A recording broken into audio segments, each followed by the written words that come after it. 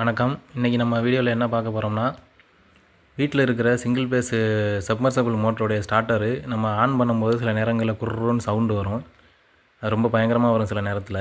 அந்த மாதிரி சவுண்டு ஏன் வருது அப்படின்னா, இந்த மாதிரி காண்டாக்டருக்குள்ளே டஸ்ட்டோ இல்லை ஏதாவது ஒரு கசடு ஏறி அந்த காண்டாக்டை ஒழுங்காக உட்கார விடாமல், சீட்டிங் ஆக விடாமல் தடுக்கும்.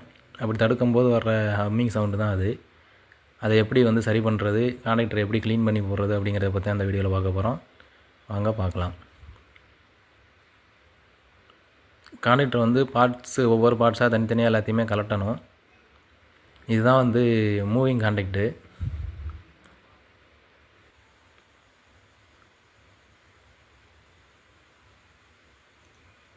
இதுதான் அயன் கோரு. இதில் பார்த்தீங்கன்னா டஸ்ட்டு ஃபுல்லாக ஏறி இருக்கிறது தெரியும். ஏன் இப்படி இந்த டஸ்ட்டு வந்துச்சுன்னு பார்த்தீங்கன்னா, இந்த மாதிரி பல்லி உள்ளே போய் அடிபட்டுருக்கு. அதோடைய பாடி பார்ட்ஸ் தான் அதெல்லாம்.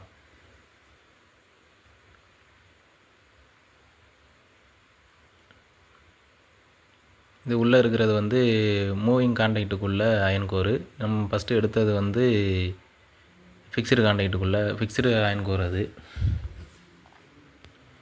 இதுக்கு பேர் நோ வோல்ட் காயிலு.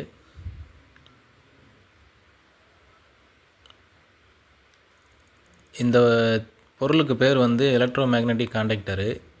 இது ஒரு சுவிட்ச் மாதிரி ஆக்ட் ஆகும். இது எப்போ ஆக்ட் ஆகும் அப்படின்னா, இந்த நோ வோல்ட் காயிலுக்கு நம்ம சப்ளை கொடுக்கும்போது, அதாவது 230 வோல்ட் சப்ளை நம்ம கொடுக்கும்போது, இந்த நோ வோல்ட் காயில் அயன் கோருக்குள்ளே இருக்கிறனால அந்த அயன் கோர் மேக்னெட்டாக மாறும், எலக்ட்ரோ மேக்னெட்டாக மாறும். அது மாறும்போது அந்த fixed iron core moving iron கோரை பிடிச்சி இழுக்கும். அப்படி இழுக்கும்போது அது கூட கனெக்ட் ஆகிருக்கிற அந்த காண்டாக்ட் க்ளோஸ் ஆகி, நமக்கு அது ஒரு சுவிட்சாக ஆக்ட் ஆகி பவர் சப்ளை க்ளோஸ் பண்ணும், டிஸ்கனெக்ட் பண்ணும். இதுதான் இதோடைய வேலை.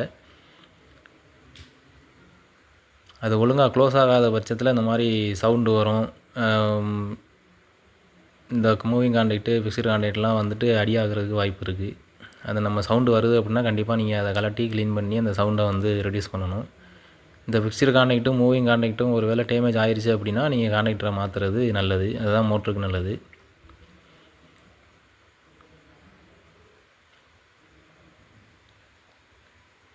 இதுதான் ஃபிக்ஸ்டு காண்டாக்டு. அதையும் நல்லா க்ளீன் பண்ணிடுவோம். அது அந்த ஒவ்வொரு தடவையும் ஓப்பன் ஆகும்போதும் க்ளோஸ் ஆகும்போது அதில் ஸ்பார்க் உண்டாகிறனால அது கொஞ்சம் கருகி போயிருக்கும். அதை நம்ம கரெக்டாக க்ளீன் பண்ணி போட்டோம் அப்படின்னா இன்னும் கொஞ்சம் நல்லாயிருக்கும். ஒரு பட்டன் மாதிரி அமைப்பு அதில் இருக்கும். அது நமக்கு ஃபுல்லாக அடியாயிருச்சு அப்படின்னா நம்ம காண்டாக்டை மாற்றிடணும். இது திருப்பி மறுபடியும் எல்லாத்தையும் இருந்தபடி அசம்பிள் பண்ணணும். அசம்பிள் பண்ணும்போது கொஞ்சம் பொறுமையாக பண்ணணும். அப்போ தான் கரெக்டாக பண்ண முடியும்.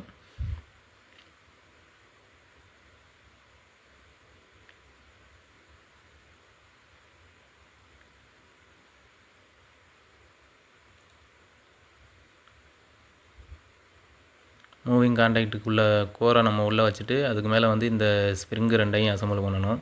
அந்த ஸ்ப்ரிங்கு உட்கார்றதுக்கு சின்ன ஒரு தடம் மாதிரி கொடுத்துருப்பாங்க. அது மேலே வச்சோம்னா நின்றுக்கிறோம் அந்த ஸ்ப்ரிங்கு.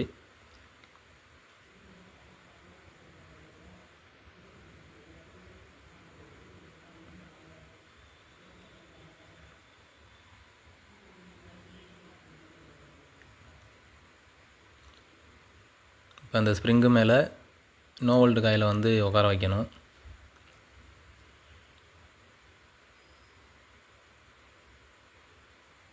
நோ வோல்ட் காயிலையும் அந்த ஸ்ப்ரிங்கு உட்கார்றதுக்கான அமைப்பு இருக்கும். அது கரெக்டாக வச்சு அமுக்கணும்னா உட்காந்துக்கிறோம்.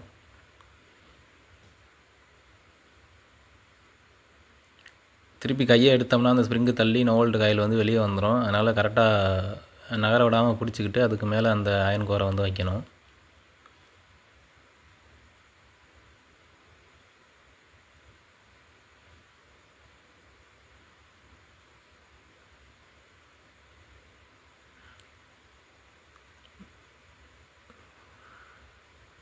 இதையுமே பிடிச்சிக்கணும், இல்லைன்னா ஸ்ப்ரிங் டென்ஷனுக்கு வெளியில் வரும். பிடிச்சிக்கிட்டு இப்போ மேலே உள்ள கவரை பேக் கேஸை போட்டு ஸ்க்ரூ பண்ணிட்டோம் அப்படின்னா பிரச்சனை இல்லை, நின்றோம். இந்த பேக் கேஸில் இருக்கிற 4 ஸ்க்ரூவும் நல்லா ஃபுல் டைட் வைக்கணும். இல்லைன்னா அது லூஸாக இருக்கும்போது நமக்கு அந்த அயன் கோர் லூஸ் ஆகி சவுண்டை உண்டாக்கும். எல்லாத்தையுமே நல்லா டைட் பண்ணிடணும்.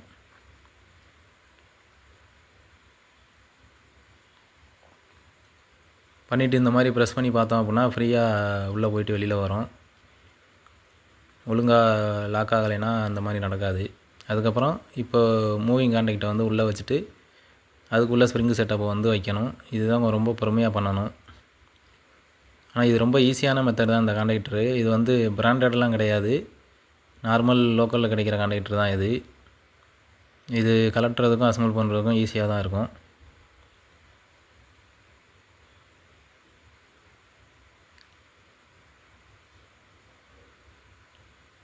ஒவ்வொரு கம்பெனி பேனல்ஸ்லேயும் ஒவ்வொரு மாதிரி கான்டாக்டர் இருக்கும். இது வந்து நார்மலாக ரொம்ப ரேட்டு கம்மியான பேனல்களில் வர்ற கான்டாக்டரு.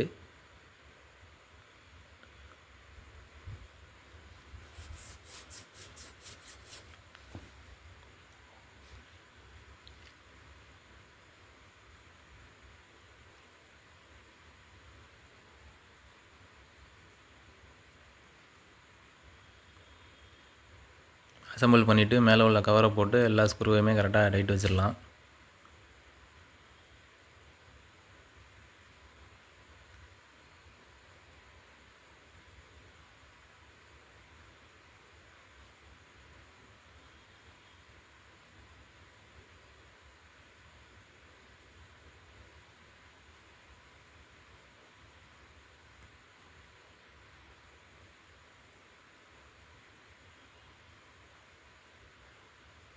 இதாங்க அந்த பேனலு. இந்த பேனலில் இருந்து தான் கலட்டினோம். இருந்தபடியே வயர் எல்லாத்தையும் கனெக்ஷன் கொடுத்துட்டு ஆன் பண்ணி பார்க்கலாம் எப்படி இருக்குன்னு. வந்து ஆன் பண்ணும்போது ரொம்ப மோசமாக இருந்துச்சு சவுண்டு. நான் அதை எடுக்க மறந்துட்டேன். இப்போ அசம்பிள் பண்ணதுக்கப்புறம் சவுண்டு எப்படி இருக்குன்னு பாருங்கள். சத்தமே இருக்காது, சைலண்டாக இருக்கும். அப்படி தான் இருக்கணும்.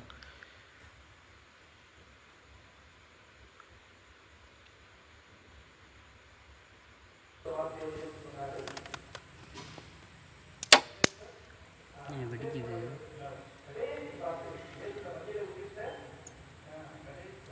மாட்டிட்டு இருந்த ஆம்ஸ் எல்லாம் காணுது.